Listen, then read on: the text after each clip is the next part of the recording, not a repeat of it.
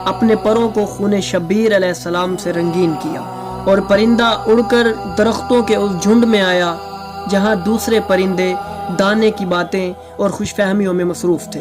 उस परिंदे ने आकर उन्हें मलामत की कि आज का दिन भी भला किसी मुसर्रत व शादमानी का दिन है।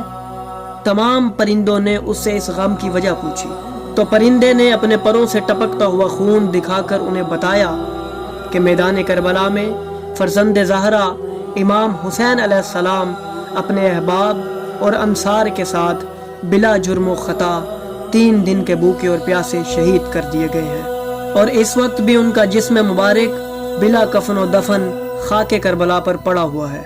उनका खून ही उनका कफन है। जिन्नात की मस्तूरात उन पर वावेला कर रही हैं। ये बात सुनकर तमाम परिंदे उड़े और मैदान करबला में आए और उस वाक़े को देखा।